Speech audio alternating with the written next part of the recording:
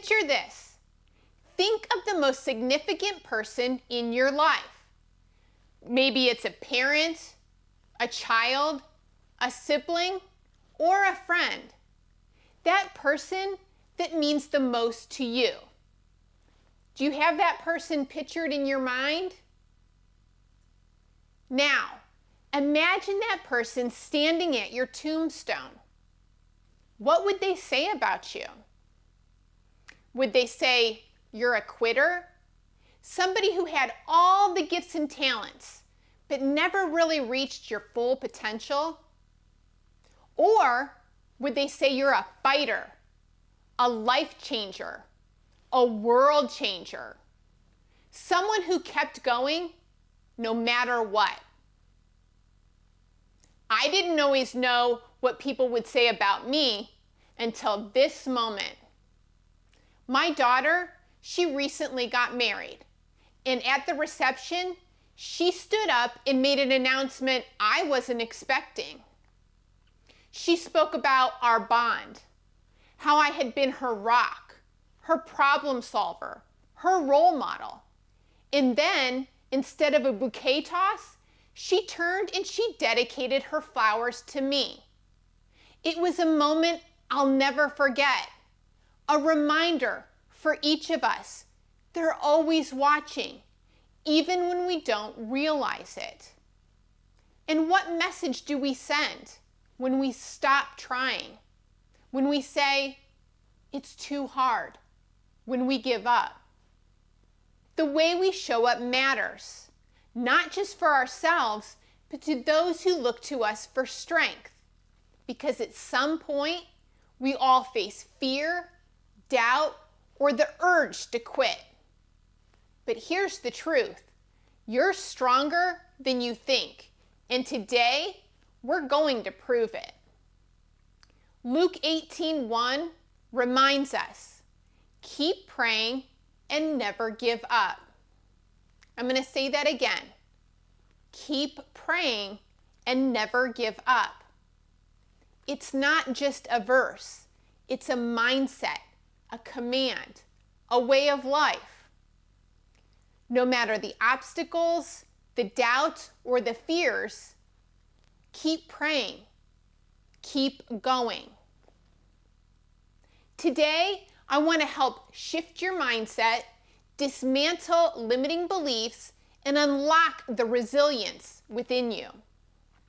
You don't just go through life, you grow through life. But that only happens if you get your mindset right first. Where your mind goes, your life follows. Your mindset determines whether you're stuck or whether you grow. So let me ask you, what level of belief are you living right now? 1, unbelief. I can't. 2, limited belief. I might, but only to a certain extent. Or 3, abundant belief. I can, I will, watch me. Most limitations aren't real. They're self-imposed. What if we could break free from the beliefs that are keeping us stuck? Transformation starts with disrupting unhealthy thinking patterns. How many times have you thought, I'm not smart enough, I don't have the resources, it's too late for me? How many of us have had one of those thoughts? Those thoughts, they're chains, and today, we're cutting them loose. Emotions aren't the enemy, they're energy. Emotions can be fuel that propel us forward, or a cage that keeps us trapped. The question, are your emotions pushing you forward or holding you back? Are your emotions pushing you forward or are they holding you back? What if fear wasn't a roadblock but fuel? What if failure wasn't defeat but your greatest teacher? And what if self-doubt whispered, but your faith spoke louder? Embrace the emotions that serve you and release the ones that don't. I know fear. I've battled with imposter syndrome. That voice that whispers, "You're not enough." It's loud. But fear isn't the end. It's resistance.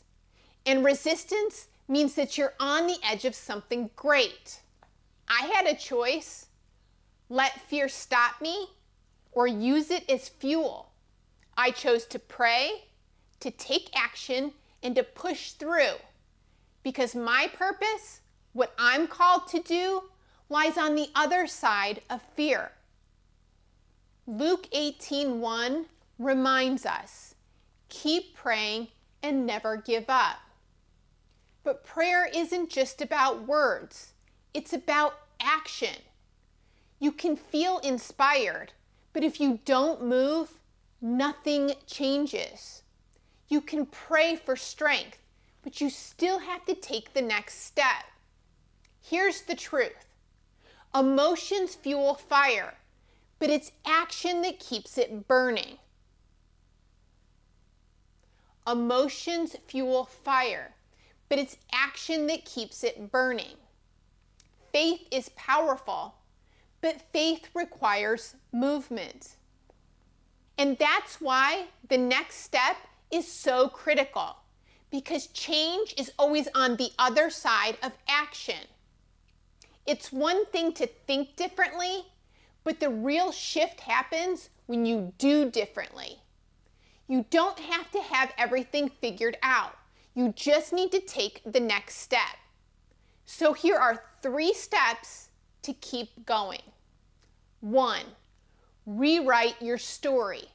Identify and dismantle the limiting beliefs that are keeping you stuck. 2, reframe your struggles. Shift from, why is this happening to me, to what is this teaching me? And 3, relentlessly take action, even when it's uncomfortable, even when you don't feel ready.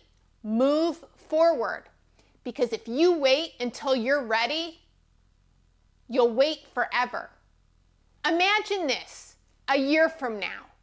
You're stronger, wiser, bolder. Looking back, grateful that you didn't quit. And that person in the beginning, standing in front of your tombstone, what will they say about you? Did you rise? Did you fight? Did you keep going? Because the only way you lose is if you quit. And the only way that future becomes your reality is if you make the decision right now to keep going. You've heard the message, you've felt the challenge. So now what? When life knocks you down, when doubt creeps in, when the road feels impossible, what will you do?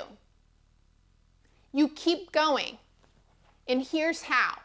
With my book, Keep Going, Even When Things Get Tough. This isn't just a book. It's a roadmap for resilience, a guide for dismantling limiting beliefs, a manual for turning fear into fuel, a tool to help you take the next step again and again, because everything that you need is already inside of you. Now take action.